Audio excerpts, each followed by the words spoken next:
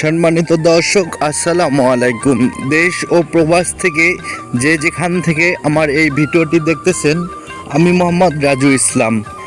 আমি আজকে আপনাকে দেখাবো জারা ঘাস কতদিন পর কাটবেন, জারা ঘাসের ফলন কীরকম, জারা ঘাসের পরিপক্ক বয়স হলে জারা ঘাসের কাটিং কীরকম হয়, এই বিষয় নিয়েই এই ভিডিওটিতেই তুলে ধরব।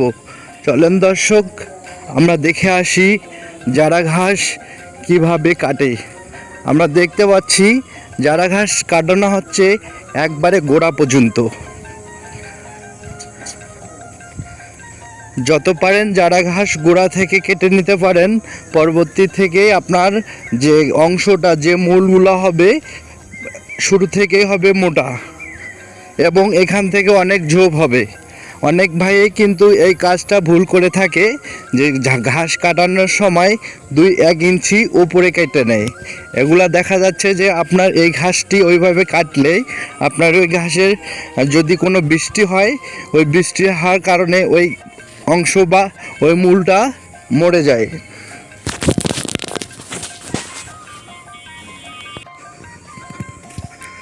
আপনার যদি খামার থাকে, খামারের জন্য আপনারা এই কাটিংটি আমার কাছে অর্ডার দিয়ে আপনার খামারের জন্য রোপণ করতে পারেন। এই ঘাসটি আমি সারা বাংলাদেশে অনলাইনে দিয়ে থাকি। এই ঘাস বাংলাদেশের উচ্চ ফলনশীল ঘাস। এই ঘাস আপনার প্রতি মাসে একবার করে কাটতে পারবেন। 12 মাসে 12টা কাটিং দিতে পারবেন। এই ঘাস উচ্চ ফলনশীল ঘাস। এই ঘাস দ্রুত বাড়ে এবং এই ঘাসের পুষ্টি পরিমাপ 20 থেকে 25%। আপনার পুষ্টি পরিমাপও বেশি, ফলনও বেশি, আপনার বাড়েও দ্রুত।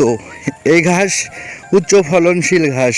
আপনারা চাইলে আপনার খামারের জন্য কিছুটা হলে রোপণ করেন। আমি আশা করি অনেক ভাই বসে আছে, তারাও রোপণ করতে পারে।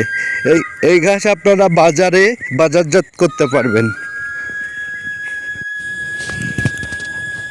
আপনারা প্রথমত 10 শতক বা 20 শতক জমি দিয়ে রোপণ করেন।